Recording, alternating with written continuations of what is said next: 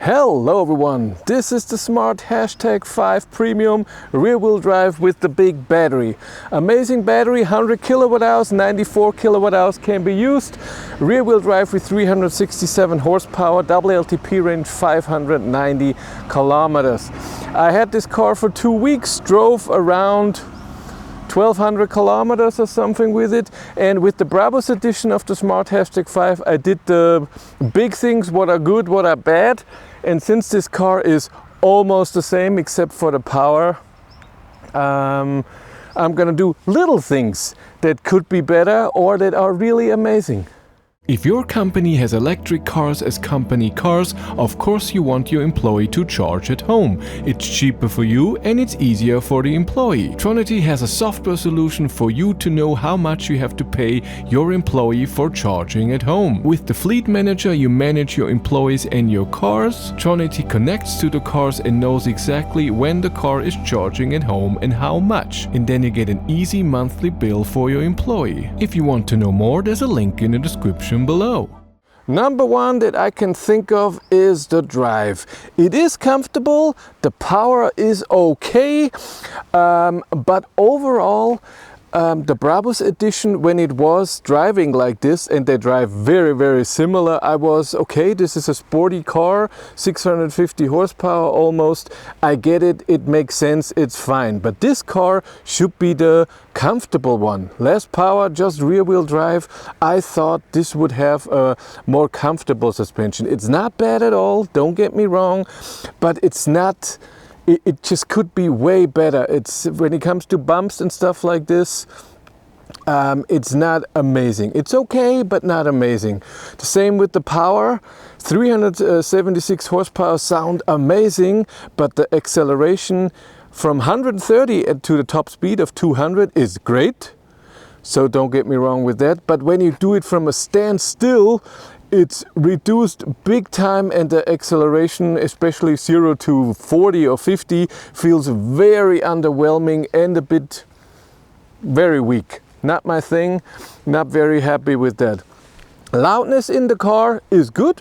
So wind noise, tire noise when you're driving, it's fine. I have no complaints about that. The charge port. Yes, you press a button and it electrically opens up. And it's in an okay speed, but I find it sad that they still have the plastic thing to close, open and close the DC port. That would be nice. But the closing is and opening is okay. You can do it with on the screen, not on your key though. Something that I'm not a fan of at all is the delay when you press a button to open something. The door handles are fine, so you get close to the car, they're open, you drive away, they pop in, but everything else what you open, so the frunk or the trunk, and if you use the key or the button on the trunk or the button inside the car, it doesn't matter when you press it. You have to wait a long time, and the opening of the trunk is not very fast, especially the closing. And even if you press the button on the trunk itself, you have to wait at least a second till something happens. This is just way too long. For the frunk, the same. If you want to open the frunk inside the car, how long this takes. And go. Open. The adjustment in the door for the seats, it's okay. It's not amazing. I don't like it. Then I cannot save my position here. I have to go into the infotainment system. I mean, when you change something, it pops automatically up. Hey, do you want to save? But still, it's not amazing. What is great is the seat ventilation, that it's not extremely strong in one. In one, when you put it on, you have 1, 2 and 3, it's barely noticeable, and I like that. I hate when seat ventilation is extremely strong and you're cold and freezing in no time. I like that it can be adjusted. And by the way, in the rear seats you have the same thing here, even though the thing on the bottom has no function. This is just a design choice, so you press around on it, but it doesn't do anything. Two things I don't like about the cockpit. Overall, it's nice. Three things. Number one is, why do I have to press here to see my navigation? Why, when I go through the menus, is it not music and then instantly the map comes up? Why do I have to press and start the navigation? This is annoying.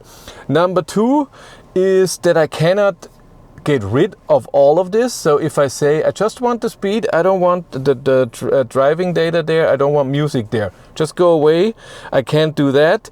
And the third thing that has not so much with the cockpit but overall is that here last drive always resets when you lock the car, and so that means you can never use it as a trip meter for a long distance trip, because you will lock the car at some point.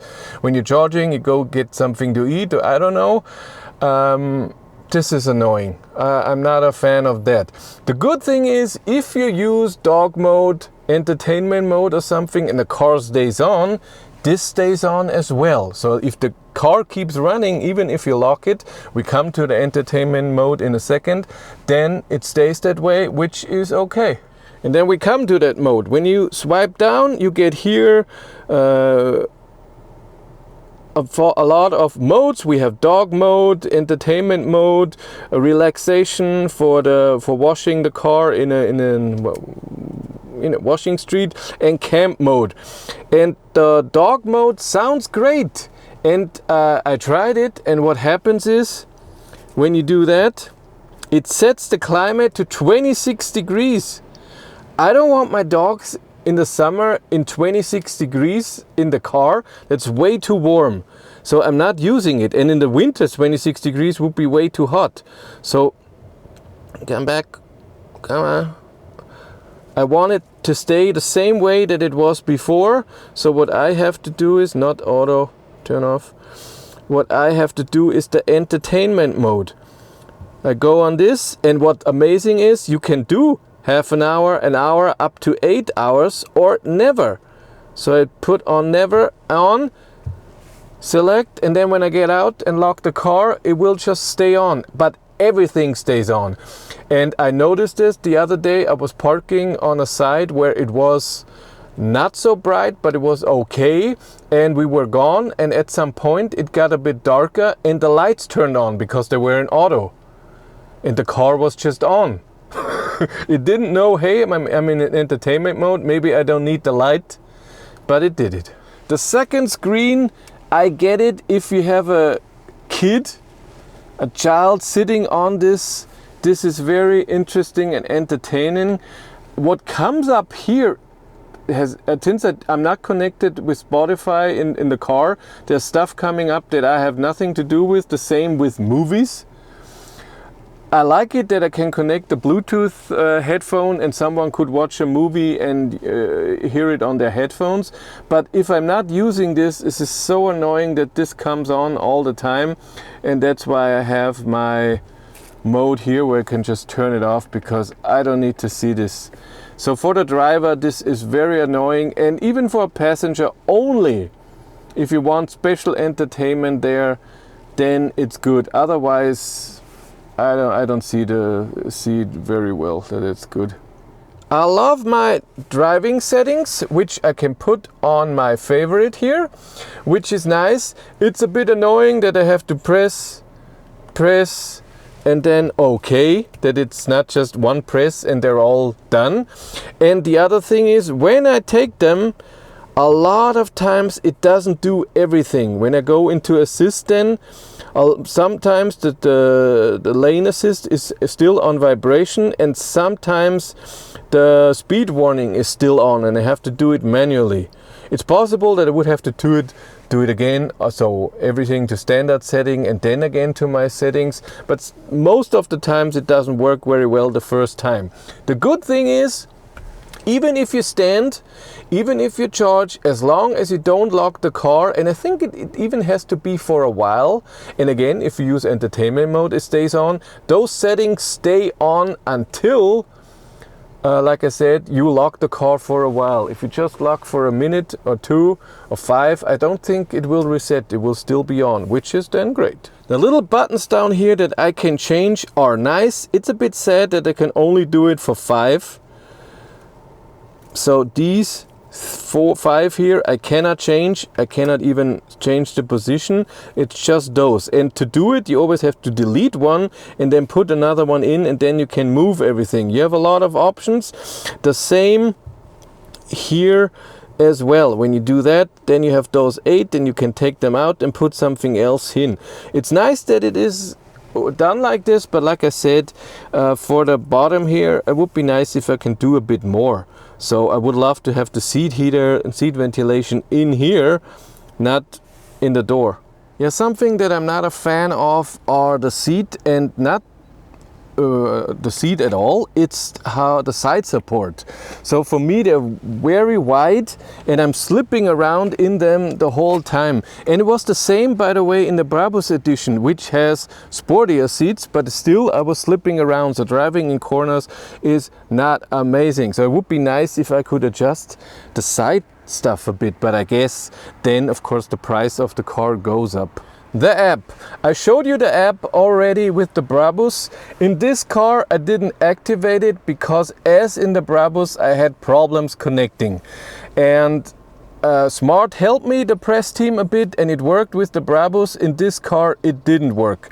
So when you get into the car, if you want to log in and you want, I have my account in here, that works.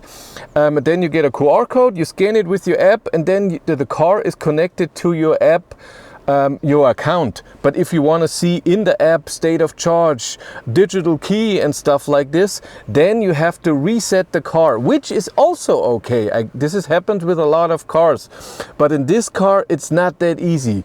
You have to press the SOS button up here for 12 seconds, then the connection, mobile connection, will be reset. But I found it also in the settings, by the way. Here it said network reset. So you have to do this, then you have to do a normal reset, and then you have to restart the infotainment system again with long press of this button, and then you should get a QR code in the beginning. That should work. When you don't do this and you get this QR code in the beginning, it just gives you an error message, hey, this is not the right QR code. You have to do it differently. So as you could see, today I was nitpicking. I was getting to the small things that are annoying and are great.